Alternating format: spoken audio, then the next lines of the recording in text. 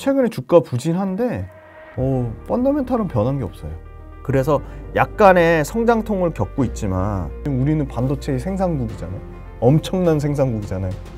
디램 1등, 낸드 1등 생산국이잖아요. 반도체로 우리가 가격을 쥐락펴락할 수 있고 반도체 공급을 우리가 주도할 수 있겠구나. 엄청난 새로운 기회 비용이 생긴다. 행보 반갑습니다. 오늘은 김준 대표님 모셨습니다. 대표님 반갑습니다. 안녕하세요. 네. 또 오랜만에 뵙습니다. 네. 그래도 저희가 한 달에서 한 달 반 사이에 한 번은 항상 업데이트할 기회를 주시는 것 같아요. 그렇죠. 네네. 워낙 또 대표님과 쿵짝도 잘 맞아서. 감사합니다. 제가 많이 일방적으로 짝사랑하고 있죠.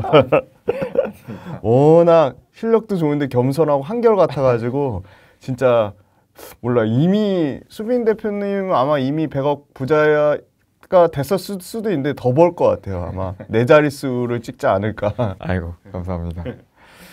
저도 이제 대표님 워낙 애정하는지라. 네, 감사합니다. 오늘도 또 좋은 시간 또 가려보면서 최근에 2차 전지 관련된 이슈 중에서 이제 FEOC 요 세부 지침이 나온 것으로 알고 있는데 요게 좀 주가에 은근히 영향을 미치는 것 같더라고요. 그래서 요거에 대해서 대표님께서 어떠한 지침이었는지와 이에 따른 수혜주는 무엇인지 한번 정리해 주실 수 있을까요? 네, 맞습니다. FEOC 관련돼서는 이제 당장 이제 내년부터는 이제 부품은 이제 해외 우려국으로부터 통제나 소유나 지시를 받지 않아야 되거든요. 해외 우려국의 대표적인 거는 이제 중국이 있고요. 북한이 있고 이란이 있고 그 정도입니다. 근데 그 나라의 정부의 소유 통제 지시를 받지 않아야 되거든요. 그래서 지금 당장 우리는 이제 뭐 북한하고 이란은 없으니까 중국인데 중국으로부터 이제 부품은 24년부터 당장 적용을 받고요. 25년부터는 광물입니다.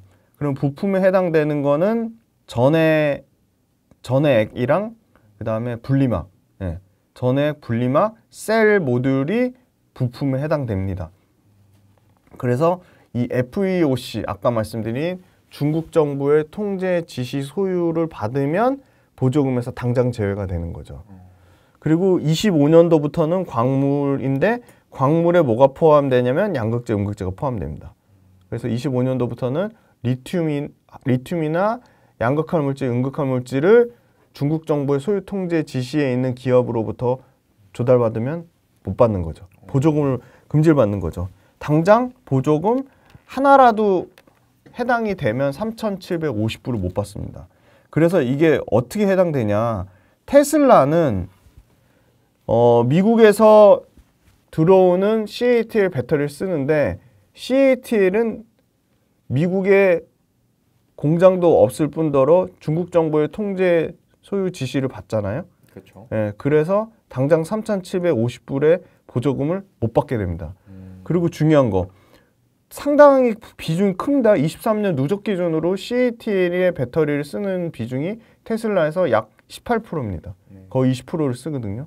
점점 그 비중을 늘리려고 했는데 당연히 중국 의존도가 낮아질 수밖에 없는 거고, 예를 들어 CATL이 미국에 공장 지었어요. 그리고 중국 정부의 지시를 하나도 안 받는다. 그 얘기는 무슨 말이냐면 CATL은 기술 이전만 하는 거고 100% 미국 공장의 통제에 자본도 100% 미국 자본이다. 그러면 오케이 아니냐. 그게 또 아니더라고요. CATL이 미국에 공장을 짓고 CATL은 기술 이전만 하더라도 그 안에 CATL이 갖다 쓰는 부품이 당장 내년에 전해액 분리막을 중국 거를 쓰면 보조금 못 받고요. 25년도부터 중국에서 리튬 가공한 거를 쓰면 못 받습니다. 그러니까 당장 다 못 받는 거죠. 그래서 지금 거기에 다 걸리는 게 CATL 포드 합작법인 미시간 공장. 그거 당연히 받고요. CATL 테슬라 공장. 당연히 다 적용 다 받습니다. 그리고 우리나라는 우려되는 거는 지금 우리나라 같은 경우는 우리나라 에코프로랑 거린메이, SK온 합작. 이게 전구체가 거린메이가 지분이 49%가 들어갑니다. 새만금에 지금 5만 톤, 이거 당장 내년에 2월 달에 완공되는데 SK온, 거린메이, 에코프로 이거 지금 가장 크게 타격 받을 것 같거든요. 그래서 이거를 당연히 SK온이나 에코프로 머티리얼 쪽에서 거린메이 지분을 25% 낮추면 됩니다. 근데 이제 거린메이가 안 판다고 버티면 그건 문제가 될 수 당연히 있을 것 같고요. 그 다음에 다 이거 보니까 거린메이예요. 포스코홀딩스랑 거린메이 합자 요거는 니켈입니다. 포항의 니켈 5만 톤인데 이것도 만만치 않게 거린메이가 40% 지분 갖고 있습니다. 그래서 요것도 거린메이 지분 조정이 필요하고요. 그 다음에 포스코 퓨처엠은 두 가지입니다. 거린메이하고 화유코발트. 이거는 거린메이가 지분을 80만 톤 갖고 있는데 아까 SK온하고 에코프로 머티보다 규모가 더 큽니다. SK온하고 에코프로 머티는 새만금에 아까 5만 톤이라고 했는데 이거는 포항에 11만 톤입니다. 대략 1조 2천억 투자해가지고 전구체 11만 톤인데 상당히 높아요. 거린메이 지분이 80%예요. 그래서 이거는 25%니까 대략 거린메이 지분의 55%를 사야 되는데 그럼 또 뭐가 문제가 생기냐? 포스코 퓨처엠이 갖고 있는 영업활동 현금 흐름에 부족해서 외부에 차입을 할 수가 있습니다. 그거는 에코프로 마찬가지입니다. 예를 들어 SK온이 인수하나 에코프로 머티가 인수하나 거린메이 지분 인수하면 당연히 그 회사가 갖고 있는 영업활동 현금 흐름으로 커버가 안 되면 당연히 외부에서 차입을 하겠죠. 네. 그런 부분이 있고요. 마지막으로 에코프로 못지않게 상당히 많이 이 FEOC 관련돼서 우려가 나왔던 게 LG화학인데요. 저는 그런데 그럼에도 불구하고 에코프로보다는 LG화학이 훨씬 재무구조가 좋기 때문에 구미에 25년까지 양극재 6만 톤 지을 건데요. 여기도 화유코발트의 지분이 49%가 들어갑니다. 그래서 두 가지예요. LG화학은 구미랑 모로코인데 구미랑 모로코에 다 상관없습니다. 공장은 다 구미 공장도 FTA 우리나라도 협정국이고 모로코도 협정국이라서 상관없는데 화유코발트의 지분만 사면 됩니다. 그래서 화유코발트 49% 지분 갖고 있는 거 이거 사야 됩니다. 그래서 우려 기업에 우리나라 해당되는 거 에코프로, 포스코 퓨처엠, 포스코 홀딩스, LG화학 요 정도 될 것 같고요. 그래서 결론은 이거를 그러면 기업들이 예상을 못했냐? 그건 전혀 아닌 것 같습니다. 그래서 아마 지분을 살 건데 거린메이라든지 화유코발트가 만약에 뻗팅긴다 그러면 그거는 좀 큰 이슈가 되지 않을까. 네. 우린 못 팔겠다 하면 그 부분을 뭐 강제할 수 있을지 그건 모르겠습니다. 그 부분이 실체화된다면 주가에 좀 우려감이 될 수 우려가 있겠네요. 충분히 될 수 있을 것 같아요. 이게 먼 미래가 아니라서 당장은 지금 24년도부터 지분을 인수하는 작업을 해야 되기 때문에 아주 가까운 미래라서 그때 말씀 주신 대로 굉장히 한번 또 큰 폭의 출렁임이 있지 않을까 그렇게 보고 있습니다. 그럼 반대로 네. 또 수혜를 기대할 수 있는 애들도 있는 거예요. 네, 그럼요. 중국에 대한 가장 의존도가 높은 게 78% 이상, 뭐 80%라고 보시면 될 것 같은 게 역시나 전구체죠. 전구체가 엄청나게 전구체가 엄청나게 의존도가 높고 그 전구체 못지않게 말도 안 되게 의존도 높은 게 음극재입니다. 저는 이 중국이 음극재 관련돼서 또 아시잖아요. 그 원자재를 또 수입을 막겠다고 했잖아요. 그런 부분 관련돼서 오히려 저는 실리콘 음극재가 더 부각받을 거라고 보고요. 실리콘 음극재 상용화가 더 빠르게 될 거라고 보고 있고 그래서 실리콘 음극재 관련돼서 마침 또 대주전자재료가 SK온이랑 또 계약을 맺었고요. 그래서 SK온 계약 맺은 거 외에 또 추가적으로 글로벌 배터리 빅5 중에 하나랑 또 가능성이 있다고 나왔기 때문에 그게 아마 파나소닉을 통해서 아마 테슬라 쪽 물량이 나가지 않을까 그렇게 조심스럽게 예측해 볼 수 있고 중국에 대한 의존도가 높았던 거 순서대로 전구체, 음극재 그 다음에 역시 리튬 가공이죠. 거의 80% 이상 리튬 가공하는데 드디어 우리의 포스코가 상업 생산 시작했거든요. 필바라 리튬 솔루션이 드디어 상업 생산 시작했습니다. 그래서 아마 진짜 빠르면 내년 하반기에 리튬 매출이 나올 것 같아요. 그리고 요새 주가가 말해주더라고요.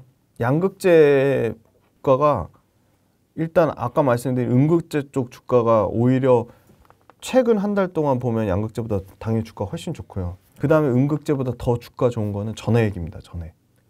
네. 전해액이 배터리 핵심 4대 소재 중에 분명히 들어갑니다.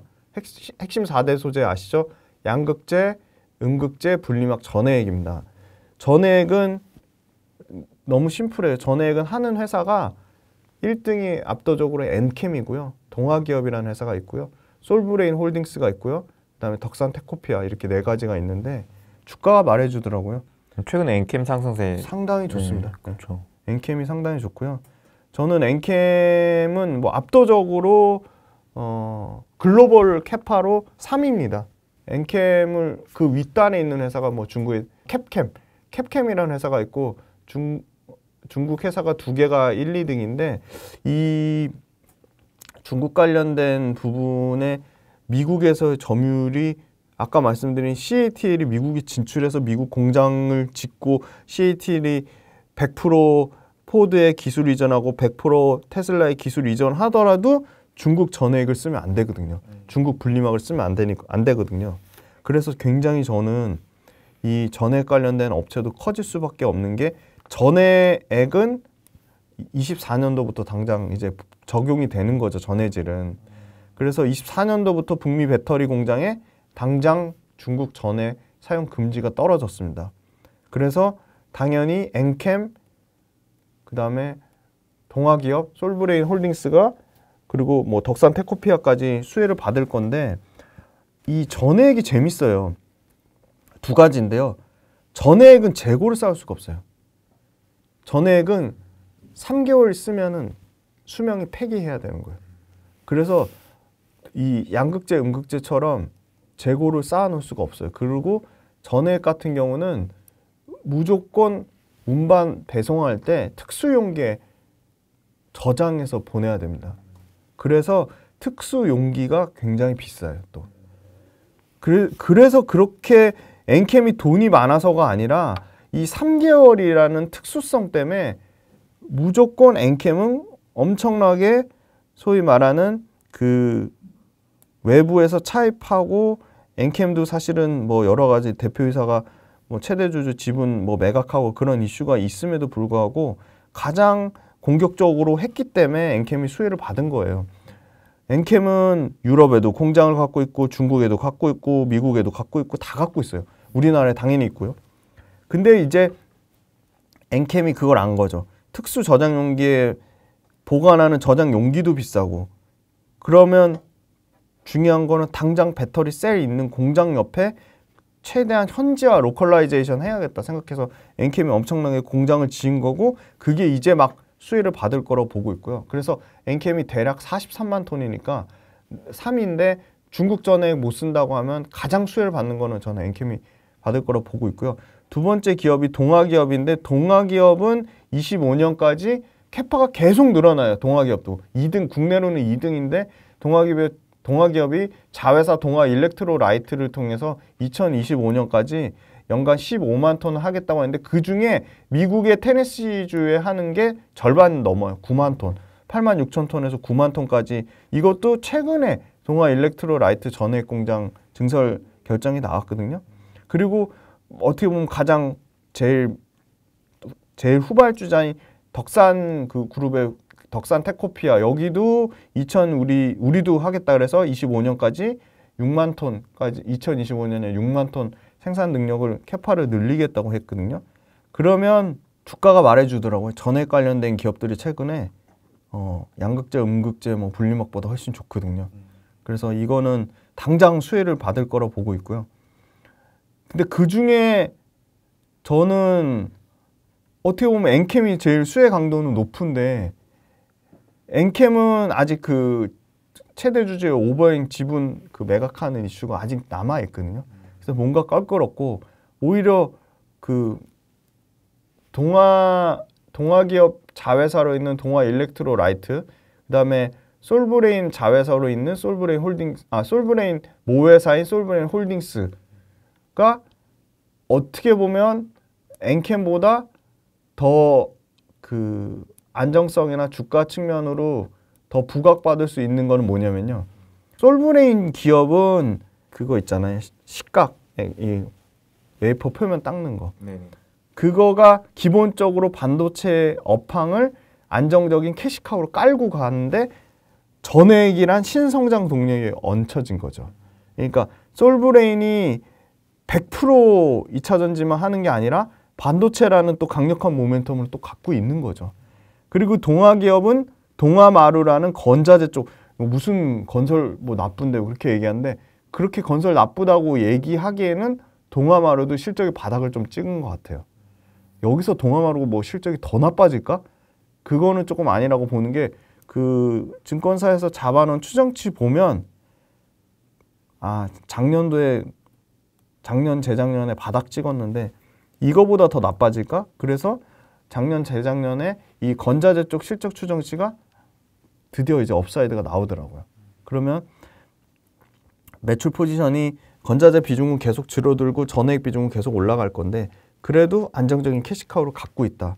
그래서 어떻게 보면 엔캠보다 동아기업이나 솔브레인 쪽이 더 수혜를 볼 수도 있지 않을까. 근데 동아기업, 솔브레인 두 개를 비교해 보면 역시나 또 반도체는 또 강력한 업황을 잇는 솔브레인이 좀 계속 주목을 받지 않을까. 사실 솔브레인은 밸류가 동아기업이나 엔캠처럼 그렇게 비싸진 않거든요. 반도체의 밸류를 받고 있어서 재미나요. 솔브레인 홀딩스는 해외 공장 포지션이 크고요. 솔브레인은 전액 말씀드리는 겁니다. 이 시가격 쪽 말고요. 솔브레인은 국내 공장, 솔브레인 홀딩스는 해외 공장. 그러니까 최대 수혜는 솔브레인 홀딩스가 받겠죠. 해외 공장 쪽이니까. 그래서 저는 이 전액 쪽이 상당히 주목을 계속 받을 것 같고, 두 번째는 전구체인데 압도적으로 그냥 국내 비교 기업이 없어요. 에코프로 머티리얼즈가 중국 제외하고 세계 1위고요. 중국 포함해서는 세계 5위인데 이 1등부터 4등 사이에 중국 기업이 3개가 포함됐으니까 중국을 포함하고도 5위지만 저는 에코프로 머티리얼즈가 지금의 추세로 계속 간다 그러면 3등까지는 충분히 올라가지 않을까. 왜냐하면 기술 경쟁력, 가격, 품질, 레퍼런스 다 보증이 됐고요. 왜 최근에 단기간에 올랐냐. 그거는 저는 2차 전지 업황이 안 좋아서 공모가가 너무 싼 거예요. 공모가 최하단에 되니까 단기간에 슈팅이 나왔고, 그리고 2차 전지 이 에코프로 머티리얼즈 자체가 시장도 되게 안 좋은 상황에서 상장된 데다가 주식도요 철저하게 수요와 공급이나 유통 물량이 너무 적었던 거예요. 18%밖에 안 됐거든요. 그러면 이거는 단기간에 급등 나올 수 있거든요. 그래서 너무 급등이 나왔는데, 그럼 그렇다고 에코프로 머티리얼즈 펀더멘탈이 나쁘냐? 지금 당장 볼게요. 내년에 24년도에 1조 3천억 매출에 영업이익 대략 900억에서 1000억 예상이에요. 그러면 일단 당연히 양극재보다는 마진이 좋고요. 한 8% 정도 마진 예상하고요. 27년까지 4배 전구체 캐파 늘리겠다고 했어요. 그럼 27년 기준으로 치면 지금이 대략 뭐 4만 톤이니까 그러면 매출 27년 기준이면 최소 5조 이상 보는 거죠. 그러면 PER 27년까지 예를 들어 에코프로 머티리얼즈를 갖고 간다 그러면 PER 정말 보수적으로 잡아서 25배를 잡아볼게요. 그러면 5조 매출에 영업이익 10% 난다 치면은 10%면 얼마죠? 5천억이죠. 5천억에 PER 뭐 25배를 주면 12조 5천억. 네, 이 정도 밸류를 받을 수 있다는 거죠. 근데 지금 단기간에 거의 10조까지 땡겼잖아요. 그러니까 또 과도하게 오른 거죠. 그러면 그럼 중국은 어떠냐? 네, 중국은 거린매가 대략 24년 말까지 뭐 50만 톤, 화유 코발트가 30만 톤. 그러면 중국 말고 중국 외 지역은 어디? 일본의 스미토모 메탈 마이닝하고 바스프토다거든요. 근데 스미토모 메탈 마이닝, 바스프토다 다 역시 굉장히 보수적이에요. 그래서 중국 제외하고는 압도적으로 에코프로 머티리얼즈가 최대 수혜를 받을 건데, 딱 하나 우려하는 거는 에코프로 그룹에만 납품에 대한 의존도가 너무 높지 않냐, 그거거든요. 근데 저는 에코프로 머티리얼즈가 가격 경쟁력도 있고 품질도 좋고 레퍼런스도 있고 중국을 제외하고 세계 5위인데 포스코 퓨처엠이나 LG화학 입장에서 전구체 내재화가 안 돼 있잖아요. 그래서 물론 포스코 퓨처엠 전구체 내재화 하겠다고 했지만 현재로서 전구체 1등은 압도적으로 에코프로 머티리얼즈이기 때문에 저는 포스코 퓨처엠 여태까지 수주 106조 받아놓은 거 감안하면 얼마든지 포스코 퓨처엠하고 에코프로 머티리얼즈가 사이가 안 좋은 게 아니기 때문에 LG하고 마찬가지고요. 저는 에코프로 머티리얼즈도 밝혔어요. 우리 에코프로 그룹사 물량 쳐내기에도 바쁘지만 30% 정도는 충분히 외부에 조달할 수 있다고 밝혔거든요. 그래서 저는 그거는 너무 과도한 우려라고 보고 있어서 2027년까지 5조 매출 가는 그림이기 때문에 단기간에 급등한 것 때문에 너무 주가가 부담스러워서 그렇지 이 FEOC에 저는 에코프로 머티리얼즈가 최대 수혜주로 주목받을 가능성은 충분히 있다고 보고 있습니다. 그러니까 한 가지 아쉬운 거는 단기적으로 좀 많이 올랐다라는 그렇죠. 너무 오버슈팅이 나왔죠. 3배 가까이 올랐더라고요. 네. 그러면 이제 오히려 조정을 좀 기대해 볼 수가 있는 종목이겠네요. 그렇죠. 충분히 조정은 나올 수 있는데 조정 나오면 그게 굉장히 좋은 FEOC 수혜주로 충분히 기대해 볼 수가 있고 펀더멘탈이 에코프로 머티리얼즈는 에코프로 BM 못지않게 탄탄한 회사라고 보고 있습니다. 대표님 그러면 이제 벌써 내년을 또 준비해야 되는 시기인데 네네. 내년에 2차 전지에 한해서 특별히 주목해 볼 만한 호재나 악재가 있을까요? 네. 제일 가장 1년 내내 짓눌렀던 리튬 가격 하락이 네. 드디어 내년에는 좀 안정화되지 않을까 보고 있는데 그건 제 견해는 아니고 이 두 가지인데요. 가장 첫 번째가 리튬의 생산 원가가 킬로그램당 20불인데 과연 리튬 업체들이 이제 여기서 역마진 여기서 10% 이상 더 15% 이상 더 빠지면 역마진이거든요. 그래서 이 정도 가격은 베이스 가격이라고 보는 거죠. 왜냐면 리튬 가격 업체들이 한테는 이게 진짜 그 회사의 생존에 걸린 문제인데 역마진을 나면서까지 할까? 그건 아니라고 보고 있고요. 그리고 상대적으로 여유가 있는 리튬 그 업체들 입장에서는 이게 과점 사업이거든요. 그러니까 그만큼 공급 업체가 많지 않다는 거죠. 아, 그러면 리튬 업체 입장에서는 이럴 때 사재기로 싸게 사가지고 내년에 가격이 반등 나올 거를 보고 충분히 리튬 업체들이 손익분기점을 감안해서 여기서 더 이상 리튬 가격이 20% 안짝으로 제한적으로 떨어지면 리튬 업체들이 탐욕을 부릴 수 있는 구간인 거죠. 왜냐? 사재기 하는 순간 20% 30% 마진 더 붙여서 팔 수 있으니까. 최바닥 찍었으니까. 그거를요. 글로벌 1등 리튬 업체인 엘버말이 올해 조금 힘들었지만 내년에 문제 없다. 내년에 2분기에 우리 영업이 정상화될 거다. 밝혔어요. 엘버말이. 내년 2분기. 근데 엘버말 플러스 칠레의 2등 업체 SQM도 내년 2분기쯤이면 정상화될 가능성이 있다. 우리 수익성 돌아올 거다. 그렇게 밝힌 부분이 있어서 리튬 1등 업체인 엘버말 밝힌 건 저는 굉장히 신뢰성 높다고 보고 있고요. 그리고 아까 말씀드린 리튬 업체들이 과연 역마진을 계속 떠안으면서 공급을 엄청나게 늘릴까? 그거는 굉장히 가능성이 낮다고 보고 있습니다. 그럼 반대로 좀 우려할 만한 이슈도 있나요? 그렇죠. 우려할 만한 이슈로 보는 게 트럼프 이슈인데 트럼프가 과연 이거를 그 정책을 다 엎을 만큼 이 IRA 법안에 대해서 아예 무지하진 않을 거라고 보고 있고요. IRA 법안 자체가 중국을 원천 배제하는 거를 너무 이 타겟팅이 명확한 거기 때문에 그리고 IRA가 그 트럼프가 생각하는 트럼프 기업가잖아요. 2차 전지 산업이 너무 커진 거예요. 반도체랑 맞먹을 정도로. 그러니까 이거를 이렇게 커진 산업에 더군다나 트럼프를 지지하는 공화당 세력들이 상당히 2차 전지 수혜 지역이거든요. 그렇죠. 그러니까 무시할 수가 없는 거예요.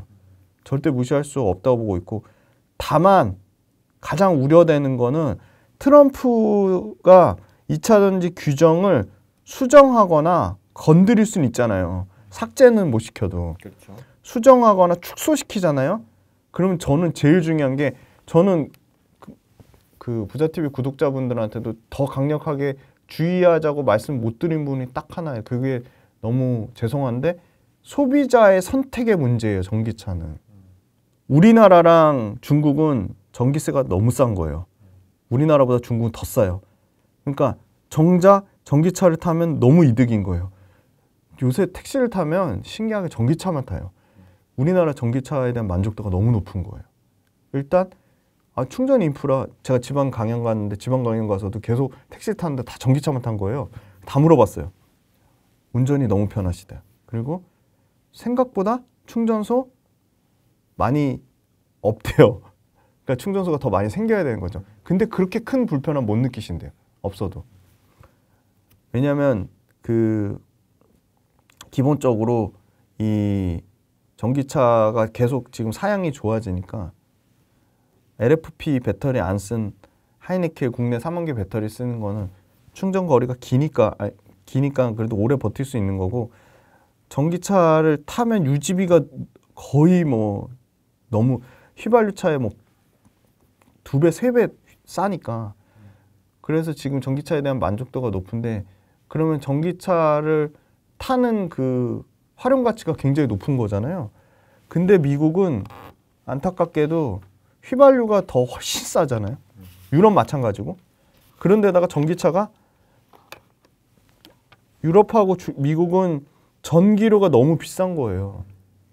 그래서 아까 반론 얘기한 게 뭐였냐면, 야 그거 태양광하고 풍력으로 하면 되잖아. 그리고 전기세 낮출 수 있잖아. 근데 지금 풍력하고 태양광이 오히려 더 트럼프 당선되면 이 신재생 쪽을 건드릴 거란 말이죠. 그 우려가 더 크거든요.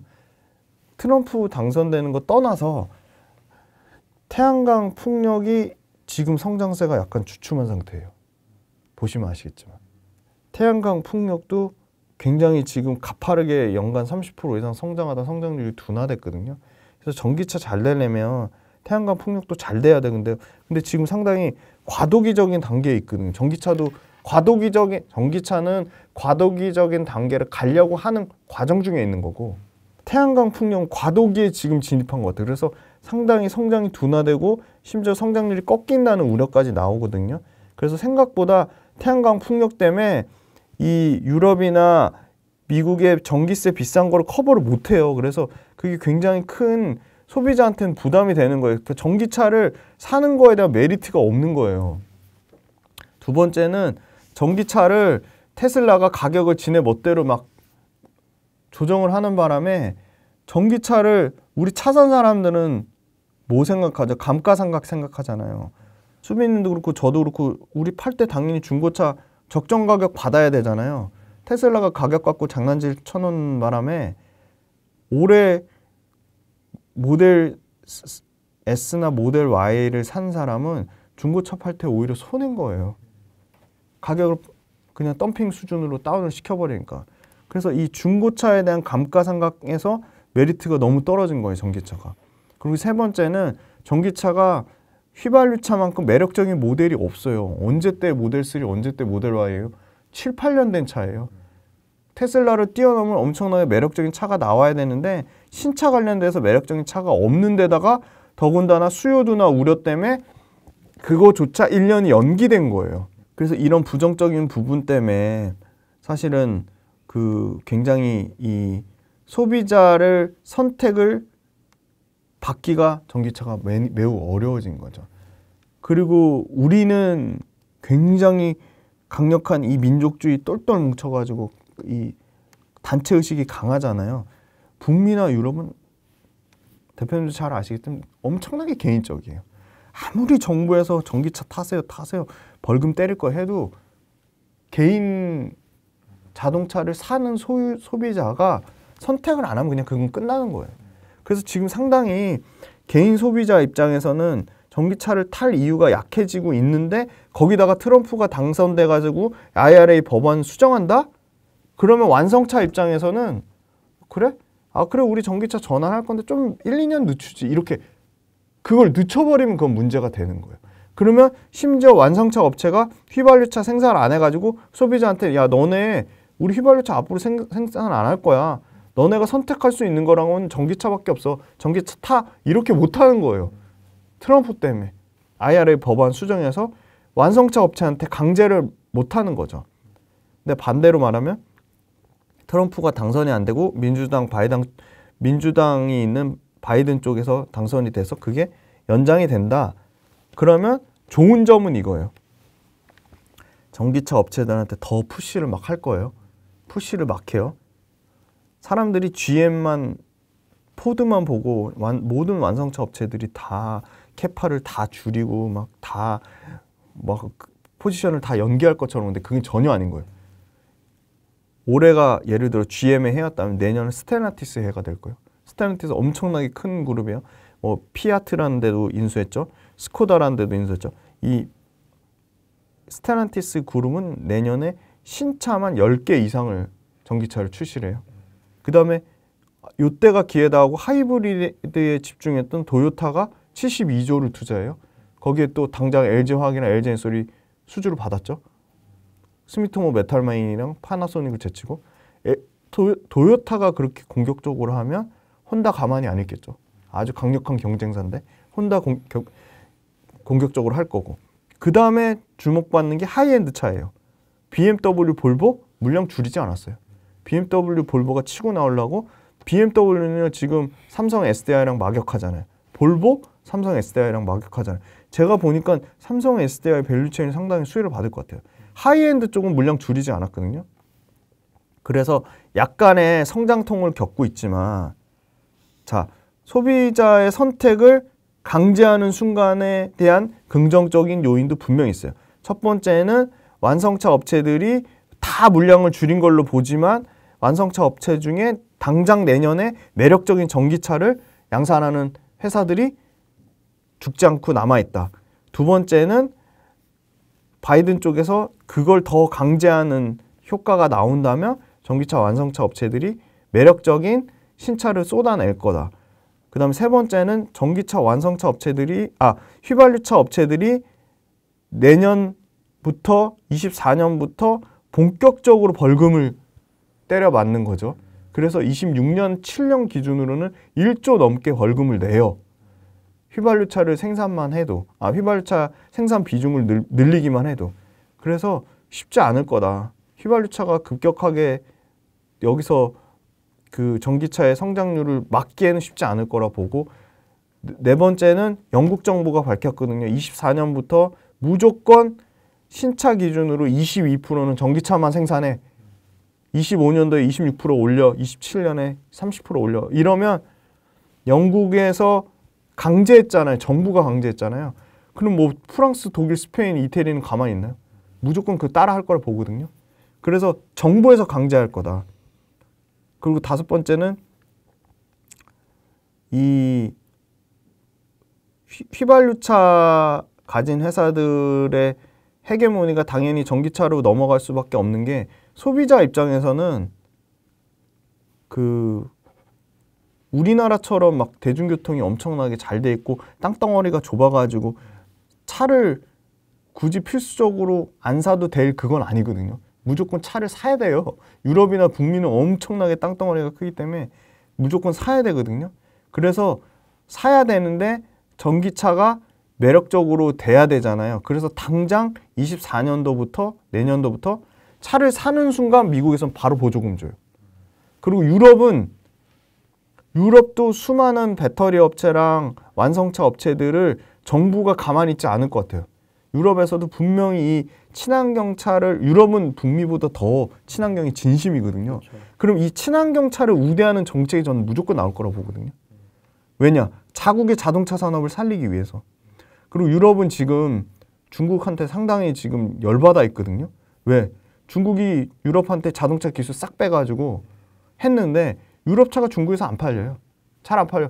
중국 자국 차들만 팔려. 그래서 유럽이 지금 벼르고 있고 유럽의 EU 집행위원장이 9월 말에 야 중국 전기차 전수 조사해. 그리고 관세 때려. 그럼 관세 때리는 순간 중국 전기차에 대한 저가 매력은 없어지는 거예요. 그러면 중국 전기차가 힘을 잃는다? 그러면 현대기아차, 아까 말씀드린 유럽 자국의 스텔란티스, 폭스바겐 차 저는 폭증할 거라고 보고 있고 볼보, BMW 다 수혜를 받으면 유럽 전기차 수혜 받으면 거기 67%가 여전히 국내 배터리 업체니까 거기서도 저는 기회가 있다고 보고 있습니다. 그러면 이제 부정적인 요인이랑 긍정적인 요인 중에 어느 쪽이 더 강할까를 따져보시면 전기차 앞으로 투자할 때 비중을 확 줄일지 강화할지 지금 딱 반반이에요. 지금 50대 50입니다. 최근에 대표님 운영하시는 유튜브 채널에서 또 반도체 산업도 좋게 보고 계신 것 같더라고요. 특별한 이유가 있을까요? 일단 전방 산업이 일단 커야 되니까 그럼 2차 전지만큼 큰 산업이 뭘까 하면 반도체밖에 없거든요. 그게 첫 번째고 두 번째는 저는 삼성전자, 하이닉스는 퀘스천 마크지만 우리나라 반도체 소부장 업체 중에 TSMC로 납품하는 회사도 있고 인텔에 납품하는 회사도 있고 마이크론에 납품하는 회사도 있고 중국 로컬에 납품하는 회사도 있는 거죠. 찾아보면 소부장 중에 상당히 글로벌 경쟁력을 가진 회사가 있는 거죠. 그래서 반도체가 전 끊임없이 의심하는 건 그거죠. 숫자가 과연 찍히냐. 2차전지 숫자가 너무 명확하게 찍히는 거예요.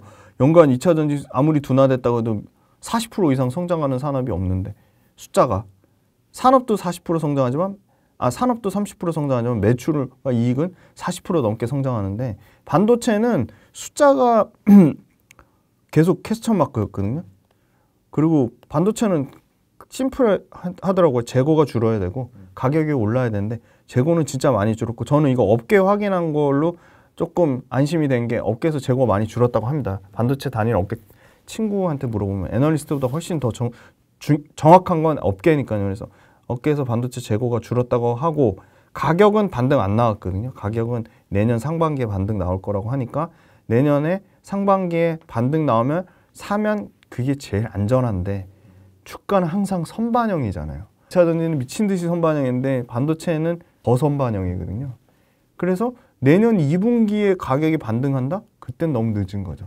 그래서 상반기에 봐야 되는 것 같고 수출 증가율이 전년 대비 12.9% 처음 그래도 이렇게 큰 폭으로 증가세를 본 것 같아요. 11월 수출 데이터가 12.9% 전년 대비 증가했으니까 큰 폭으로 보고 있어서 삼성전자, 하이닉스는 저는 퀘스천 마크지만 그 밑단 소부장한테는 기회가 있다고 보고 있습니다. 그럼 그 중에서도 좀 눈이 가는 쪽이 있었나요? 네, 일단 소부장 쪽에 장비가 너무 주목받았어요. 한미반도체랑 그렇죠. 그죠? 뭐 이오테크닉스, 막 주성 엔지니어링, 이스페타 한미반도체가 제일 주목받았고 그 다음에 그 HPSP, 네네. 이오테크닉스 막 이 정도잖아요. 근데 저는 장비 당연히 좋을 것 같고 장비는 계속 좋은데 의외로 소재 부품 쪽에서 기회가 있지 않을까요? 왜냐하면 다 지금 그 후공정, 패키징 공정, 테스트 공정만 생각하는데 저는 전공정에 예를 들어 보세요. 반도체는 재미난 게 반도체 사업 잘하려면 돈도 많고 땅도 많아야 돼요. 근데 하이닉스는 여기서 더 하려면 용인에 땅을 더 사야 되거든요.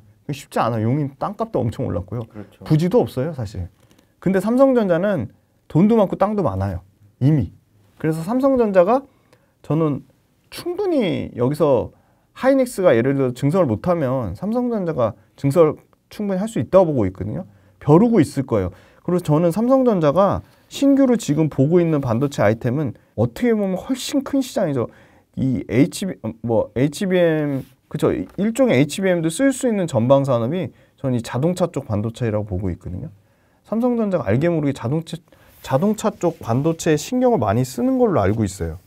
그러니까 그쪽으로 들어가는 그 전공정 부품이나 소재 있잖아요. 그쪽이 좀 가능성이 있지 않을까.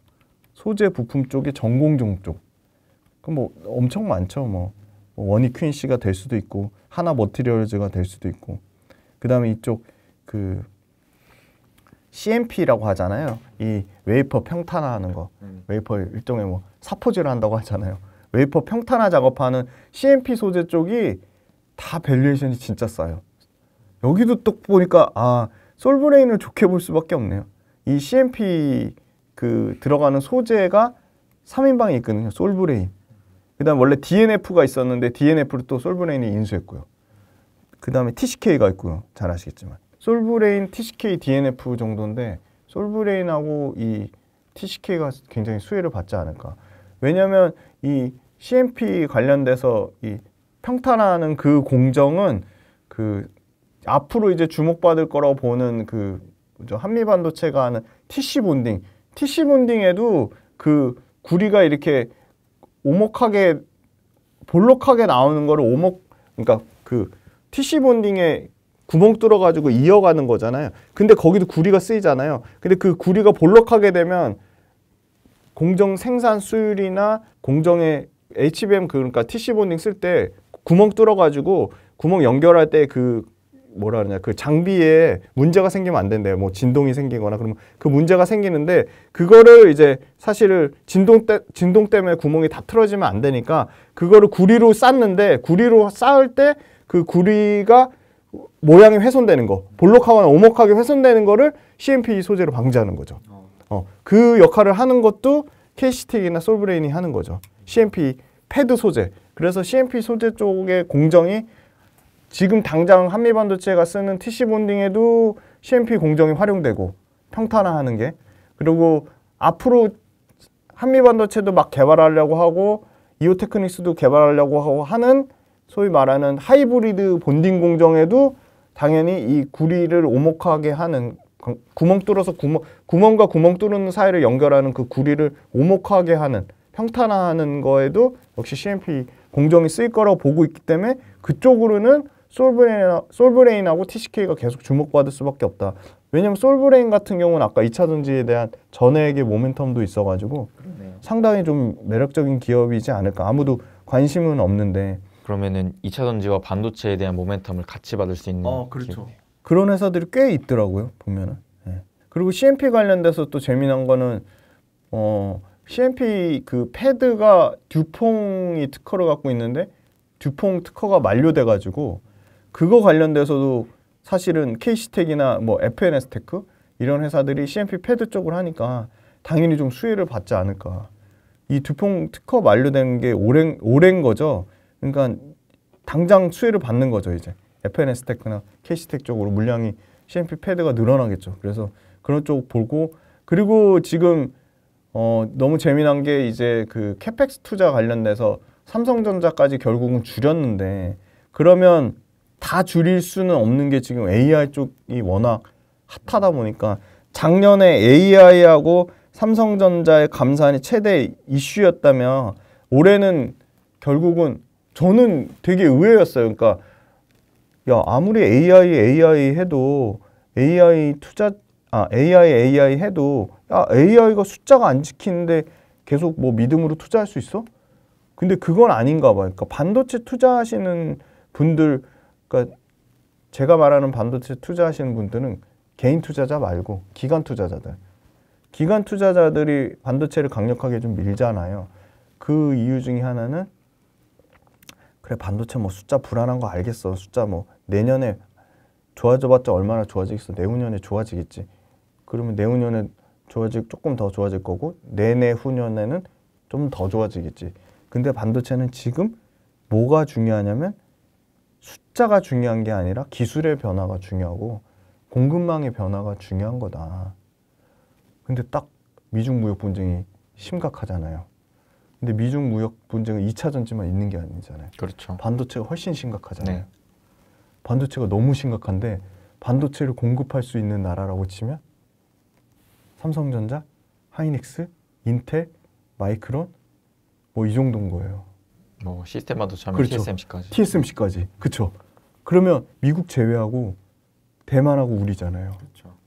그러면 옛날에 그 석유 오펙이 꽉 잡아가지고 가격을 좌지우지한 것처럼 공급을 가진 업체들이 상당히 주도권을 쥘 수 있는 거죠. 근데 그렇게 따지면 우리는 반도체의 생산국이잖아요. 엄청난 생산국이잖아요.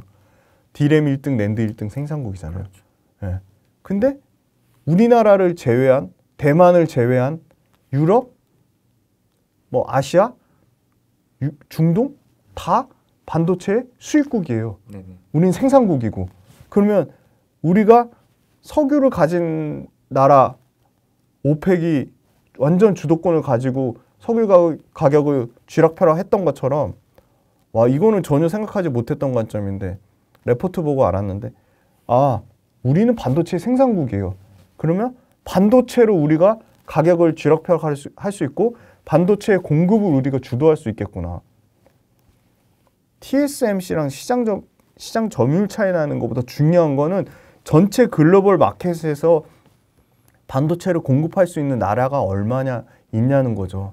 그럼 그런 측면으로는 굉장히 매력적이다. 그걸 보시더라고요. AI라는 기술의 변화 엄청난 큰 것도 있지만 거기에 엔드 공급망의 변화인데 우리는 반도체의 생산국이다. 그래서 반도체를 투자하시는 기관 투자자분들은 숫자보다 기술의 변화, 공급망의 변화가 더 중요해. 그래서 저는 빵 얻어맞은 거죠. 숫자 안 지켜도 계속 투자할 수 있어. 미국하고 중국하고 반도체 경쟁, 반도체 전쟁은 훨씬 더 심화될 거고, 그 심화되는 와중에 중국 반도체는 계속 배제될 거고, 또 역으로도 있어요. 중국 로컬에 미국 거 못 쓰니까 우리 거 갖다 쓰는 거죠. 대표적인 게 주성 엔지니어링이 생각보다 중국 포지션이 꽤 있습니다. 네. 그러면 뭐 아까 말한 CMP 패드 쪽에 중국 업체들, CMP 패드 쪽에 KC텍이나 TCK나 말씀드린 솔브레인이 중국으로 포지션이 없을까? 있습니다. 네. 그래서 중국 로컬의 포지션이 있거나 미국 본토 마이크론이나 인텔이나 이런데 저는 엄청 그 수혜를 볼 수 있다고 보고 있고요. 그 다음에 이제 앞으로 계속 최첨단 공정하면 EUV 커질 텐데, 와, 드디어 이제 SNS텍이 EUV 관련돼서 2025년도에 EUV 펠리클 이제 양산한다고 하더라고요. 근데 EUV 들어가는 거는 와, 기본적으로 가격이 몇 장 안 팔아도 EUV 블랭크 마스커는 일반 블랭크 마스크의 가격이 90배고요. EUV 펠리클은 90배, EUV 블랭크 마스커는 뭐 60배 이렇거든요. 그러니까 Q 효과보다 P가 너무 월등히 차이 나니까 일반 블랭크 마스크보다 EUV 블랭크 마스크는 아까 말씀드린 가격이 60배 차이 나고, 일반 펠리클보다 EUV 펠리클은 90배 차이 나니까 전방 시장 자체도 어마어마하게 차이가 나는 거고, 가격 자체도 상상 초월하게 가격이 올라가니까 영업 레버리지 효과가 너무 큰 거죠. 그러면 P만 커지는 게 아니라 마진율이 그냥 급격하게 좋아지는 거죠. 그래서 당장 EUV 관련돼서 EUV 수혜 받을 수 있는 최대 수혜주가 SNS텍이거든요. 24년도에 이미 중국 시장에서는 이 EUV 같은 경우는 반도체만 쓰이는 게 아니라 디스플레이도 쓰이니까, 디스플레이 시장에서는 EUV 관련돼서 중국에서는 상당히 그 SNS텍이 점유율을 높여가지고 35% 점유율을 차지하고 있어서 1등이거든요. 그래서 저는 EUV가 뜨면 SNS텍이 뜰 수밖에 없다. 그래서 EUV 관련돼서 압도적으로 1위를 차지하고 있는 건 일본의 호야인데, 호야 점유율을 상당히 많이 이 SNS텍이 뺏어올 가능성이 있다고 보고 있어요. 왜냐면 호야 같은 경우는 완전 배짱 장사에다가 납기도 안 맞춰주고 가격도 무지 비싸게 받는데, EUV 펠리클 이거 SNS텍 상용화되면 미국 뭐 소위 말하는 빅5는 선택을 안 해줄지 몰라도 중국 로컬이라든지 그 밑단에 있는 회사들은 EUV 거 상당히 뭐 ASML에 안 써주더라도 그 밑단에 있는 회사들은 상당히 이 SNS텍이 수혜를 받을 수 있지 않을까. 네, 그렇게 보고 있습니다. 그리고 또 반도체뿐만 아니라 대표님 또 로봇 시장에도 계속 관심이 많으신 것 같더라고요. 네, 특히나 큐렉소에 관심이 맞아요. 너무 좋은 회사고 너무 재밌어요. 네. 사실은 큐렉소는 대표님이 힌트를 줬습니다. 그래서 제가 공부를 하게 됐는데요. 의료 로봇 시장이요.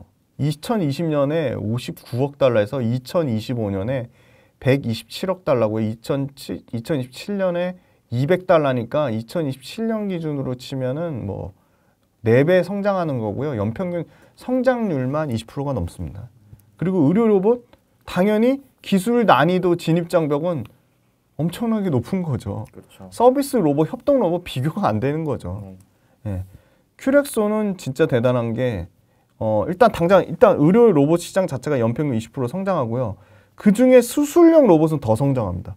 25% 성장합니다. 2030년까지 168억 달러에 어마어마한 시장이고요. 큐렉소 같은 경우는 힌트를 줘서 너무 재밌게 공부하고 있는데, 재밌어요. 이게 현대 그 중공업 쪽, 조선 쪽에서 있는 로봇 사업부를 분사해서 떼었더라고요. 그래서 한국 야쿠르트가 최대 주주인데, 한국 야쿠르트 그 윤호중 회장이 어떻게 보면 신성장 동력으로 미친 듯이 육성하고 있는 회사인데, 심지어 두산 로보틱스, 레인보우 로보틱스 죄다 적자잖아요. 그렇죠. 진짜 로봇 관련되는 회사는 흑자를 찾아볼 수가 없어요. 근데 유일한 흑자 회사고요.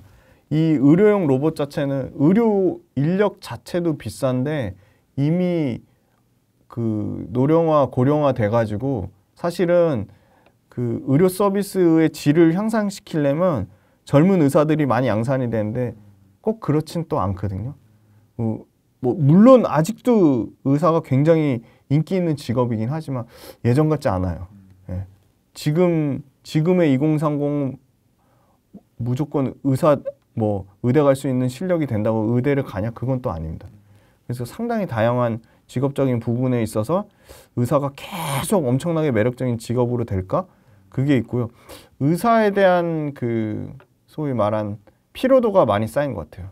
그러니까 의사도 당연히 사람이니까 휴먼 에러가 상당히 많이 발생해서 의료사고도 많이 발생하고 의료 관련돼서 분쟁이나 문제가 많이 생기는 거죠.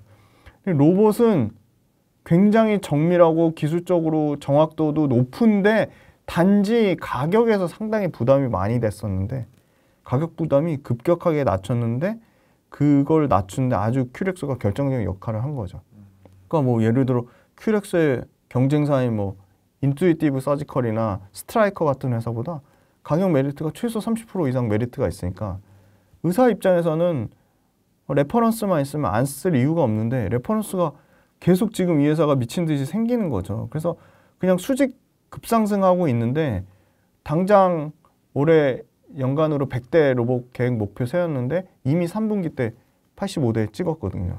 그러니까 목표치를 숫자로 증명하는 회사고 아주 그 긍정적인 거는 그 큐렉소라는 회사의 아주 강력한 글로벌 유통망인 이 메릴라이프라는 회사가 굉장히 글로벌 100개, 150개국이 넘는 순서로 150개국이 넘는 굉장히 다양한 파트너십을 체결하고 있는데 메릴라이프 쪽으로 공급하는 것도 폭풍 증가하고 있거든요.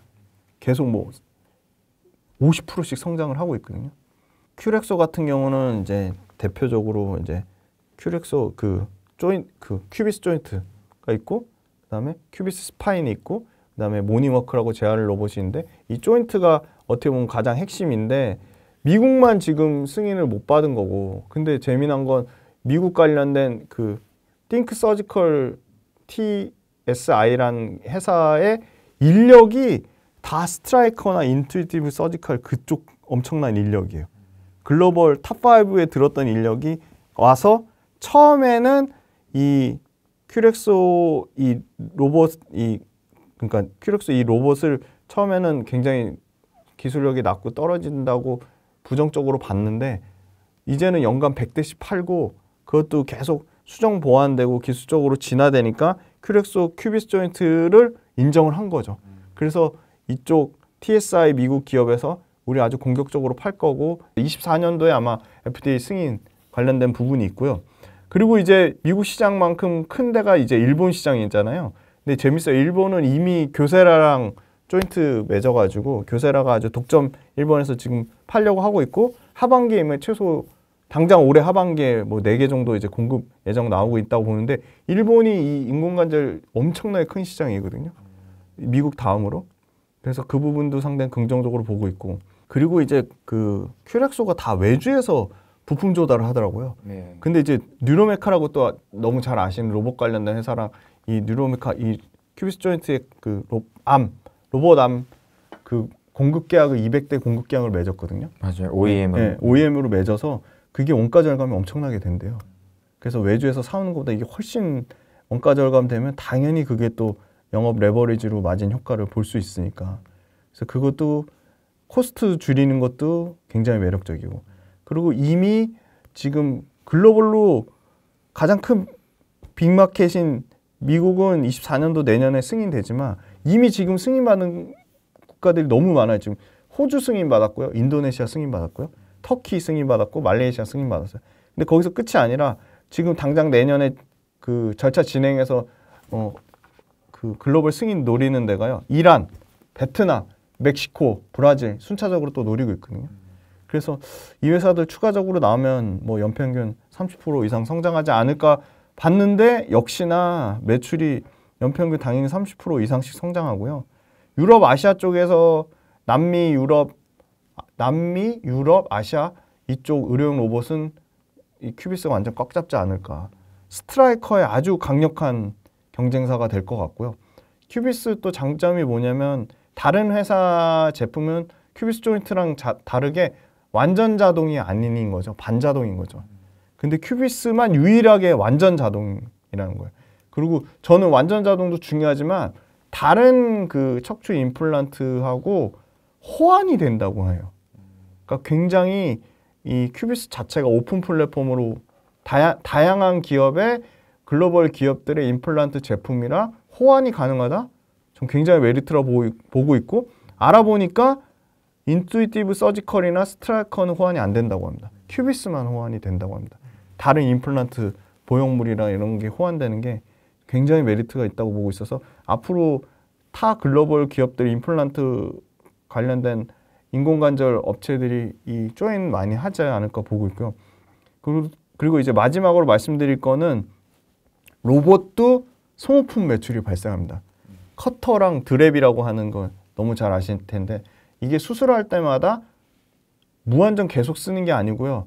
한 10번 정도 쓰면 소모품으로 버려야 된다고 합니다. 그래서 이 커터하고 드랩은 이미 큐비스 조인트 같은 경우는 국내 이제 대형 병원까지 쫙 깔았기 때문에 이미 큐렉소의 커터 드랩 소모품 매출이 이제 당장 본격적으로 매출이 발생이 예상되고 해외는 열심히 장비 세팅을 다 깔고 있잖아요.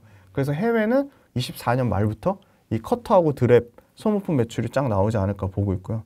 그리고 큐렉소는 당장 그 국내에서 정부에서 제1차 의료기기 산업 육성 및 지원 5개년 종합계획 발표했는데 그중에 의료 로봇을 3대 유망 기술로 이미 선정을 했습니다. 그래서 정부 정책에 최대 수혜를 받을 것이다. 그래서 가장 좀 로봇 관련된 회사 중에 완벽하게 매출 찍는 회사. 그래서 로봇 관련된 매출만요. 당장 올해 350억이에요. 그러면 전년 대비 50% 증가하고요. 내년에 대략 450억에서 500억 정도 보고 2027년에는 로봇 매출로만 1000억 정도 예상하더라고요. 그래서 저는 그게 완전 불가능한 그림은 아니라고 보고 있습니다. 근데 당연히 지금 흑자 나는 회사고요. 그래서 확실히 가격 메리트가 있는 만큼 빠르게 큐를 증가시키고 있으니까 그렇죠. 네. 성장성이 확실히 좀 뚜렷한 기업이지 않나 맞습니다. 이렇게 좀 생각이 드네요. 글로벌 기업들이랑 경쟁하는데 글로벌 기업들 대비 아주 많은 장점을 갖고 있는 거죠.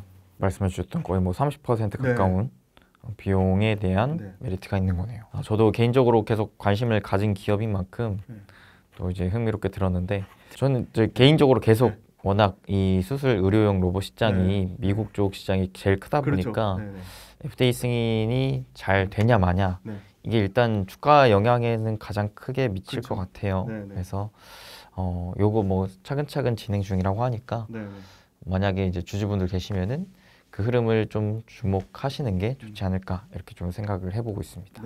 대표님 그리고 혹시 내년 2024년을 바라봤을 때 유난히 이 산업, 이 섹터는 좀 좋아 보인다. 할 만한 섹터 딱 하나만 말씀해 주신다면요. 딱 하나 너무 어려운데요. 뭐 그래도 저는 계속 성장할 거라고 보는 게 역시 K-팝의 엔터가 되지 않을까. 대표님 엔터 되게 좋아하시는 것 같아요.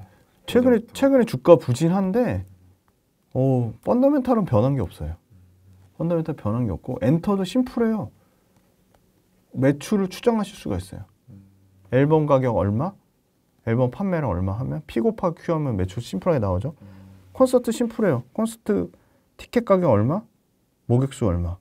하이브가 음반 판매량이 대략적으로 4천만 장. 모객수가 270만 명. 그럼 심플하죠. 콘서트 인당 10만 원 잡으면 270만 명 곱하기 10만 원. 그죠? 그럼 2조 7천억 정도 나오겠죠. 음반 판매량 대략 음반 가격이 좀 많이 올라서 3만 원에서 3만 5천 원 잡으면 3만 원 잡으면 1조 2천억. 그죠? 그럼 1조 2천억에 콘서트로 뭐 2조 7천억 하면 뭐 3조 가까이 매출 나오는 거죠.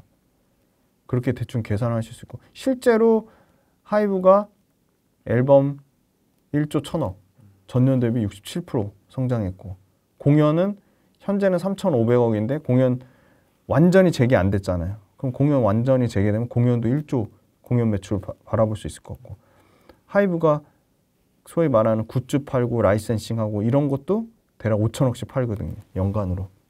하이브 팬클럽이 대략 1,000억씩 팔고 콘텐츠 나가는 거 3천억씩 팔고 너무 심플한 거죠. 그럼 앨범이 어느 정도 팔리는지 뭐 가온 차트, 뭐 멜론 차트 이런 데 가면 확인이 되고 엔터는 경기 민감주가 아니에요. 경기랑 상관이 없는 거죠. 완전히 팬덤 문화니까. 그렇죠. 팬덤 문화니까. 근데 이제 글로벌 팬덤 문화가 됐잖아요. 와, 저는 이제 박진영하고 방시혁하고 이분들이 얼마나 회사의 진심이고 K엔터를 키우는데 진심인지 너무 알게 된 거죠. 감동받은 거죠. 최근에 유퀴즈 보셨어요? 아, 봤습니다. 그거 보셨죠? 네. 아, 저는 그것도 봤고 유퀴즈 꼭 보시고요. 그 JYP가 슈카인가 나와서 얘기한 게 있어요. 슈카. 그래요? 네, 슈카월드에 나와서 얘기한 게 있는데 아주 그게 인상적이었어요. 하이브도 그렇고 JYP도 그렇고 미국의 1등, 2등 레이블하고 조인이 돼 있잖아요. JYP 같은 경우는 미국의 리퍼블릭 레코드랑 합작이네. 1등이거든요. 와, 근데 그 인연이 또 되게 끈끈하더라고요. 원더걸스 아시죠? 아, 당연히 알죠. 당연히 아시죠? 텔미. 네, 텔미. 원더걸스 미국 시장 실패했잖아요. 그렇죠. 근데 그게 원더걸스가 뭔가 잘못돼서 실패한 게 아니더라고요. 우리나라는 JYP는 박진영이 최대주주고 하이브는 방시혁이 최대주주고 SM 카카오로 넘어갔지만 그 전에 이수만이 최대주주 그랬는데 미국은 음반사의 최대주주가 사모펀드인 거예요. 사모펀드. 그러니까 사모펀드의 투자를 없애면 줄이면 투자를 안 하면 그냥 그게 날아가는 거죠. 근데 마침 그때 리만이 터진 거예요. 리만 브라더스가. 금융위기. 그렇죠. 리만 브라더스가 터지니까 음반 하겠어요? 안 한 거죠. 사업을 접은 거죠. 그러니까 원더걸스의 흥행성이 없어서라기보다는 그냥 음반 사업 자체를 접은 거예요. 그래서 그걸 박진영 대표가 나와서 얘기를 하더라고요. 그래서 가능성 있다. 그렇게 봤고 원더걸스가 못해서 진출을 못한 게 아니니까. 리퍼블릭 레코드가 박진영하고 원더걸스 때부터 인연이 이어졌던 거예요. 인연이 이어져가지고 지금까지 이어졌는데 리퍼블릭 레코드가 야 그거 엔터 너네 그 아이돌 시스템 야 우리 절대 못해. 그냥 합작하자. 된 거예요. 그래서 박진영이 딱 안 거죠. 아 이거 완전 우리밖에 할 수 없구나. 진입장벽이 높구나. 그렇죠. 1등이 인정한 거예요. 1등이 인정하니까 게임 끝난 거죠. 근데 그거 보고 이거 앞으로 제2의 스트레이키즈, 제2의 BTS 충분히 제3의, 제4의, 제5에 나올 수 있겠다. 왜냐?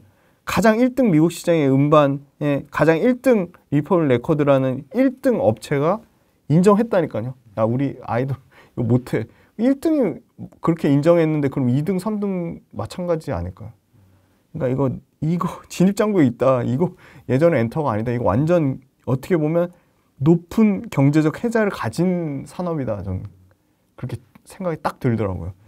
두 번째는 글로벌로 진출한 지 오래됐지만 동남아시아나 일본 시장을 주력으로 했지 최근에 뭐 말도 안 되게 중국의 포지션이 때문에 엔터가 뭐 피크아웃 우려 나오고 뭐 근데 그 굉장히 왜 그렇게 엔터를 깎아내는지 모르겠지만 중국 포지션이 얼마 안 돼요. 차라리 그걸 일본에 대해서 매출 비중이 줄어들고 있다. 그러면 리저너블 한 거죠. 그렇죠. 일본 비중 워낙 크니까 근데 갑자기 뜬금없이 중국 얘기를 하고 앉아있어요. 말도 안 되는 거다. 그래서 밸류에이션이 싸진 거죠. 주가만 빠졌으니까. 고점 대비 40% 빠졌어요. 근데 무슨 말씀을 드리고 싶냐면 미국 시장 진출한 지 미국 시장에서 인정받고 미국 시장에서 파일을 키우기 시작한 지가 얼마 안 됐어요. 시장 침투율로 치면 6%인 거죠. 저는 무궁무진한 성장의 가능성이 있다고 봐요. 왜냐? 하이브도 그렇고 JYP도 그렇고 미국 엔터사를 사서 미국의 탑 프로듀서 뭐 앤드류 워시 이런 크리스티나 아길레나 저스틴 비버 저스틴 팀버레이크 이런 아티스트 곡을 만드는 사람이 프로듀싱해서 BTS B나 정국이나 솔로 앨범 내서 그 솔로 앨범 나오자마자 바로 그냥 핫백에 들어갔잖아요. 이번에 정국 그거 나온 거 한번 보세요. 진짜 미칩니다. 진짜 깜짝 놀랐어요. 저는 정국이 춤만 잘 추는 줄 알았거든요. 메인 보컬이에요. 메인 보컬이더라고요. 네. 춤추면서 노래하는데 노래를 또 기가 막히게 잘하더라고요. 진짜 잘해요. 그래서 저도 지금 암이 지금 입덕하시는 거예요? 40대로 암이 입덕할까 지금 생각. 아니 춤을 기가 막히게 추는데 노래를 끝장나게 잘하더라고요. 춤추면서 그리고 엄청 섹시합니다. 그거 꼭 보세요. 정국 솔로 앨범. 아, 혼자 무대를 네. 하는데 혼자 하는데 압도적이에요. 혼자서 무대를 다 쓸어요. 와, 그 하여튼 엄청 춤추면서 저는 노래가 빡빡 박히더라고요. 그런데 그 미국의 핫백에 그냥 막 되는 거죠.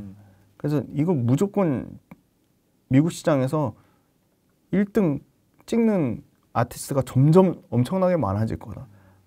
르세라핌, 뉴진스 당연히 핫백에 들어갔어요. 블랙핑크, 트와이스 당연히 그렇고요.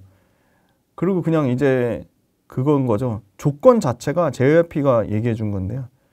예전 같았으면 이제 공연장 잡고 공연장에서 막 수수료 떼고 공연장 날짜 나쁜 날짜 주고 그게 너무 그냥 어떻게 보면 그냥 변방으로 완전 치부됐었는데 가장 좋은 날짜에 가장 좋은 스테디움에 그거를 독점 공급 계약하고 독점 공급 계약 늘어나고 심지어 그거를 중간에서 우리가 알아서 잘 조율해 줄게. 너네는 아티스트만 보내. 이제 완전 에이전시들이 그냥 막 눈독 들이는 케이팝이 된 거예요. 마이너에서 완전 초메이저. 완전 초메이저가 된 거죠. 완전 초메이저가 된 거죠. 그러니까 이제 케이팝이 무궁무진하게 성장할 거고 북미 꽉 잡으면 유럽 볼 것도 없죠. 심지어 아주 새로운 시장인 중동 시장 막 진출하잖아요. 그렇죠. 네. 그래서 그 파이가 커질 거고 앨범이랑 콘서트 가격 픽업하게 큐 하시면 매출 심플하게 나옵니다. 그리고 큐 앞 그 뭐죠? 저연차 아티스트의 손익분기점 저는 진짜 급격하게 너무 빨라진다. 왜냐면 BTS가 3년 9개월 걸렸던 100만 장이 르세라핌 뉴진스에 의해서 완전 처참하게 깨졌죠. 7개월 걸렸고요. SM의 윤상 아들이 SM 라이즈의 멤버입니다. 윤상 아시죠? 알죠. 그러니까 그 SM 라이즈는 3일 만에 100만 돌파. 그래서 그 시기가 이 초도 물량이라는 거는 앨범 발매하고 나서 일주일 기간 가장 핫할 그 기간에 팔리는 물량 초도 물량이라는데 그게 점점 초도 물량 판매량이 급격하게 올라가는데 다양한 아티스트로 확산이 되는 거고 그다음에 이제 완전 글로벌화 되는 게 예전 같았으면 아티스트 중간중간에 외국인 한 명씩 껐는데 이제 다 외국인이잖아요. 이번에 하이브의 A2K 프로젝트도 있지만 하이브는 드림 프로젝트란 게 있고 그다음에 어디죠? JYP는 A2K 프로젝트가 있잖아요. 근데 그 하이브의 드림 프로젝트에 보면 스위스 국적이 있고요. 필리핀 국적이 있고 엄청 다양해요. 다 한국 국적 당연히 있고. 그래서 완전 글로벌 현지화했다. 이 글로벌 현지화한 것 통해서 완전히 이제 시스템 매출화 될 거라고 보고 있고 그 시스템 매출 되는 게 급격하게 20% 30%씩 성장하니까 저는 너무 긍정적으로 보고요. 그 아티스트가 이제는 완전히 다양화되면서 특정 아티스트에 대한 매출 의존도가 줄어들면서 그거에 대한 굉장히 뭐 어떻게 보면 악재로 보는 거 있잖아요. 단일 아티스트에 대한 의존도 뭐 마약 뭐 해가지고 안전하게 투자하기는 너무 힘들어. 그거에 대한 기관이나 외국인의 인식이 저는 완전 바뀌었다고 보고 있어서 내년에도 굉장히 긍정적으로 보고 내년에 특히 이제 또 아티스트 군대 문제 맨날 이슈 되잖아요. 4명이 줄줄이 다 이제 군대 가거든요. BTS. 오히려 그게 낫죠. 그럼 25년 6월 달에 전부 전역하거든요. 그럼 25년 6월 전에 당장 내년 하반기에 아미의 보복 소비가 엄청날 거라고 봅니다. 내년 하반기부터 미리. 당장 25년 6월에 전부 제대하면 그 전에 보복 소비가 엄청날 거라고 보고 있습니다. 그래서 하이브 같은 경우도 내년 내후년에 하여튼 매출이 20에서 25% 보수적으로 잡아서 그 정도 성장하고 JYP는 더 성장하고 30% 넘게. 그럼 엔터사가 사실 크게 4개의 업체가 있잖아요. 네. JYP, 하이브, 네. YG, SM. 그 중에서도 하이브 쪽을 좋게 보시는 건가요? 하이브랑 JYP 진짜 우열을 가리기가 너무 힘든데요. JYP가 압도적으로 영업이익률이 높습니다. 30%대고요. 하이브는 왔다 갔다 해요. 13%, 17%, 뭐 18%. 그래서 저는 당연히 JYP가 더 매력적이라고 보고 있고요. 그리고 JYP랑 하이브랑 밸류에이션 차이가 많이 나야 되는데 그렇지도 않아요. 그러니까 하이브가 주가가 그러면 또 엄청 싸져야 되는데 그렇진 않거든요. 그러니까 하이브랑 JYP 중에 JYP가 최근에 더 많이 빠져서 JYP의 밸류가 더 매력적으로 바뀌었거든요. 그리고 하이브랑 JYP랑 구조적으로 보면 하이브는 이미 보이그룹이 지금 너무 많아요. 지금 TXT 보이그룹이죠. 그 다음에 세븐틴 보이그룹이죠. 그렇죠. 네, BTS 보이그룹이죠. 하이브 또 N팀이라고 또 보이그룹 요새 막 뜨는 팀이 있거든요. N팀 보이그룹이죠. 근데 작년하고 올해 계속 걸그룹 시대였다면 저는 이제 좀 보이그룹 조금 더 다시 주목받을 거라 보고 있거든요. 워낙 걸그룹이 뉴진스, 르세라핌, 뭐 에스파 뭐 너무 셌잖아요. 트와이스, 뭐 블랙핑크 거의 걸그룹, 그쵸. 엄청난 걸그룹이었다면 지금 보이그룹 세대로 약간 또 전환이 나오지 않을까 보는데 이미 하이브는 너무 강력한 보이그룹을 많이 갖고 있고 JYP는 그 스트레이키즈밖에 없어요. 하이브의 TXT, 투모로우바이투게더, 세븐틴, BTS에 견줄 만한 게 JYP는 스트레이키즈밖에 없는 거죠. 그래서 저는 JYP가 아주 내년에 공격적으로 보이그룹 최소한 2그룹 이상 양성할 거라고 보는 게 벌써 자폐했어요. 24년도에 프로젝트 C라고 중국 보이그룹 나오고요. 국내 보이그룹 당연히 나오고요. 일본 쪽에서도 아마 생각을 하고 있는 걸로 알고 있거든요. 그래서 이 보이그룹에 대한 모멘텀이 하이브보다 이쪽이 훨씬 강해요. 근데 또 하이브는 가만히 있진 않아요. 하이브는 또 오히려 또 캐츠아이라고 6인조 다국적 걸그룹, 그리고 빌리프랩에서 인수한 아일릿이라고 걸그룹. 하이브는 또 오히려 걸그룹 쪽으로 더 강화하고 있어요. 그래서 걸그룹 대 보이그룹 어느 게 더 모멘텀이 셀지는 지켜봐야겠지만 저는 보이그룹 쪽을 JYP가 육성하면 그게 오히려 더 강력한 신규 성장 동력이 되지 않을까 그렇게 보고 있습니다. 이게 사실상 매체에는 걸그룹 분들이 좀 많이 나오시는데 네네. 이게 이익단으로는 보이그룹 훨씬 셉니다. 보이그룹이 맞습니다. 진짜 어마어마합니다. 여성분들의 그렇죠. 그 구매력을 게임이 안 됩니다. 네. 그래서 저도 굉장히 이 포인트를 좋게 보는 게 지금 특히나 하이브도 그렇고 다른 엔터사들도 보이그룹에 더 주목할 수밖에 없는 게 BTS의 공백 때문에. 그렇죠. 네, 이 어마무시한 굉장히 크죠. 팬층이 몰려 있는 곳에서 어찌됐든 군대에 가면 약 1년간의 공백이 있는데 맞습니다. 그러면은 저도 그랬거든요. 저도 진짜 초반에 막 소녀시대 엄청 좋아했을 때 이들의 소녀시대면 저랑 같은 세대인데요? 그러니까 이들의 공백 기간 동안에 뭔가 다른 아이돌을 보게 되더라고요. 그쵸. 괜히 또 다른 매력도 있으니까. 맞습니다. 그런 상황에서 다른 보이그룹을 충분히 좀 내걸 만한 시즌이고 그만큼 누가 정확합니다. 이 시장을 또 선점하느냐가 또 내년에 이익에서 굉장히 특정한 엔터사가 좀 치고 나갈 수 있을 만한 그렇죠. 좀 길이 될 수 있지 않을까. 지금 차세대 BTS로 압도적으로 주목받는 데는 역시나 JYP의 스트레이키즈 대 하이브의 세븐틴입니다. 굉장히 둘이 막강해요. 이게 되게 웃긴 게 세븐틴이 엄청 오래된 보이그룹이거든요. 엄청납니다. 심지어 재계약까지도 할 정도로 7년이 넘었는데 네. 이런 케이스가 좀 드물어요. 그러니까 점점 인기가 많아지는. 세븐틴 몇 명인지 아세요? 그것까지는 모르겠어요. 13명입니다. 근데 스트레이키즈는 이제 데뷔한 지 그렇게 그렇죠. 오래 안 됐죠. 세븐틴보다 훨씬 그렇죠. 그래서 뭔가 그 BTS가 워낙 또 노련미가 있었는데 그런 것들을 좀 세븐틴으로 가능성이 있죠. 이동이 충분히. 되고 있는 듯한 느낌도 좀 받고. 세븐틴이 실제 숫자로 증명하고 있어요. 연간 앨범 판매량 900만 장. 어마무시하더라고요. 진짜 어마무시합니다. 근데 저 제2의 BTS라 불리는 스트레이키즈 만만찮아요. 750만 장. 세븐틴이 원래 하이브 소속이 아니었거든요. 맞아요. 하이브가 인수하면서 완전히 달라졌어요. 완전히 달라졌죠. 네. 맞아요. 노래도 너무 세련되고 맞아요.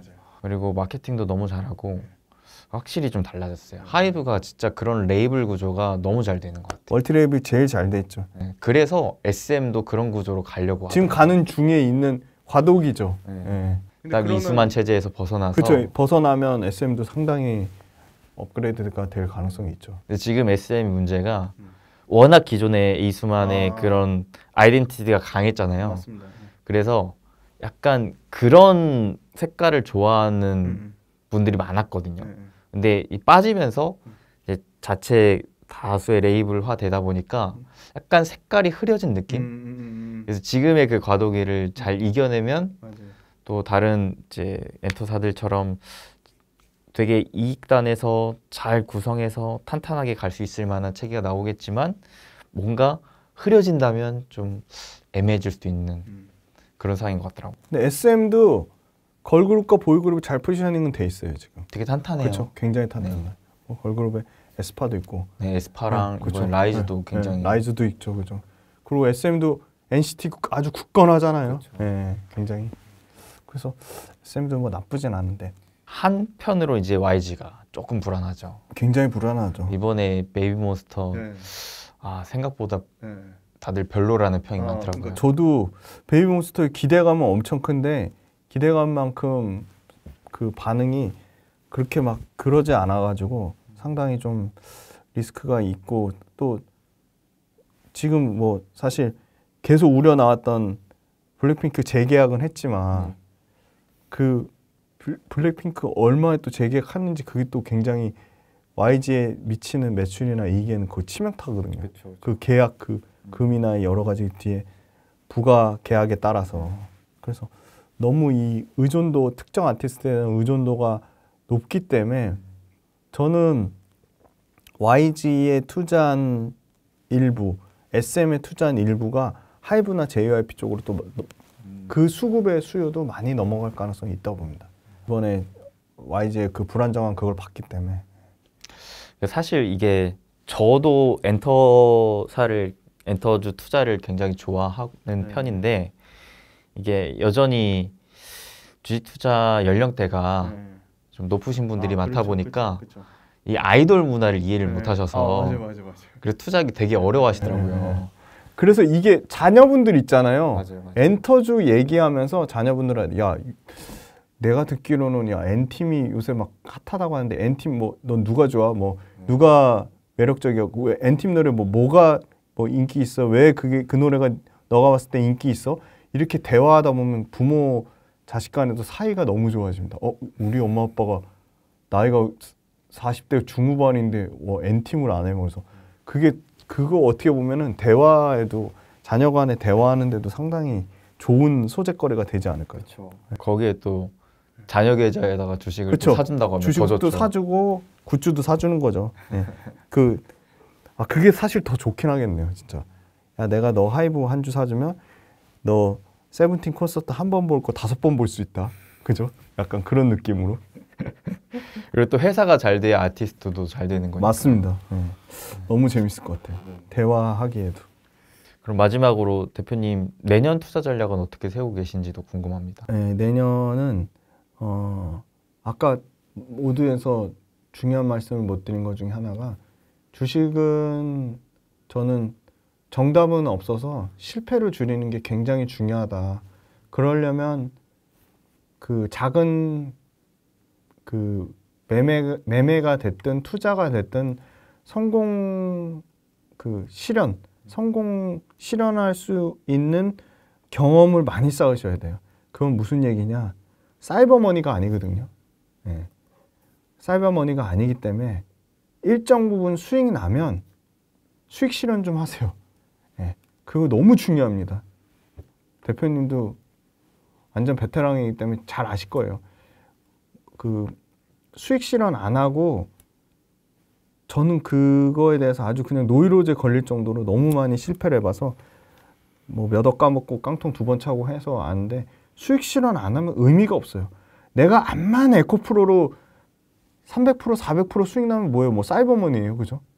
제발 일정 부분은 수익 실현 하세요, 수익 실현. 그거 너무 중요해요. 그래서 무조건 내가 단기간에 30%든 50%든 수익 난 거는 일부 내가 생각한 목표가가 내가 생각한 매매 원칙과 기준에 따라 나는 1년 안에 30% 목표 수익률 잡았는데 갑자기 단기간에 20% 올랐다. 그럼 고민하지 마시고요. 철저하게 수익 실현하세요. 그러면 뭐가 좋냐면요. 현금화해서 내 마음도 편해지지만요. 그거보다 더 중요한 거. 오늘 두 가지 핵심 개념만 아셔도 진짜 이 구독자분들 투자하는데 정말 전 도움이 많이 될 거라고 보는 게, 수익 실현하면은 내 마음도 진짜 편해져요. 그 다음 두 번째, 이게 더 중요한데, 엄청난 새로운 기회비용이 생깁니다. 기회비용. 기회비용을 절대 무시하시면 안 돼요. 주식 투자는 실패할 확률을 줄이는 거나 새로운 기회비용 찾는 거에 끊임없는 싸움입니다. 새로운 기회비용을 찾는 거. 계속 고민해요. 야, 이거 내가 에코프로 이거 400% 수익 났는데 놔두면 이거 600% 갈 것 같아. 그 600% 버리시고요. 다른 로봇이 됐든 엔터가 됐든 거기서 새로운 기회를 찾아서 거기서 30% 50% 수익 내는 게 확률적으로도 훨씬 높고요. 엔터 AI 로봇에서 2차전지 그냥 만땅 막 100% 돼 있는 거에서 비중 좀만 줄여서 포트폴리오 조정해서 비중 줄여서 새롭게 AI나 로봇이나 뭐 엔터나 미용 의료기기나 이런 쪽으로 해서 또 짧게 수익 실현 해보시면 거기서 또 성공 경험이 쌓여가지고 파이가 커지실 거예요. 근데 그냥 계속 이구지구 싸고 내가 이거 무조건 100% 먹을 거야, 무조건 1000% 먹을 거야, 그럼 절대로 주식 투자로 성공하실 수가 없어요. 그러니까 그 탐욕이 최대 적인데요. 탐욕을 줄이려면 수익 실현을 하셔야 돼요. 근데 수익 실현은 내 멘탈도 보존하지만 멘탈 보존보다 중요한 건 새로운 기회비용을 잡을 수 있다. 그게 너무너무 중요하고요. 새로운 기회비용을 잡기 위해서는 수익 실현해야 된다. 한 주 사가지고 주가 흐름 보고 매매일지 작성해보고 그렇게 해서 그거를 계속 자기 레퍼런스를 쌓아놓으세요. 그럼 그게 엄청난 실력이 되실 겁니다. 그래서 그거는 부자TV 열심히 보시고 팁을 다 주잖아요. 그냥 이수민 대표가. 그것도 열심히 보시고, 네, 김지윤의 훈훈한 주식 기업분석 훈련소도 열심히 보시고, 제가 만든 강의도 열심히 봐주셨으면 도움이 많이 되실 것 같습니다. 네, 이렇게 해서 오늘 김지윤 대표님 모시고 다양한 인사이트 들어봤습니다. 여러분들 올 한 해를 마무리하고 내년 한 해를 또 준비할 수 있는 또 값진 영상이 되길 바라면서 여러분들의 내년 투자를 함께 응원하면서 인사드리겠습니다. 여러분 행복 되세요. 감사합니다.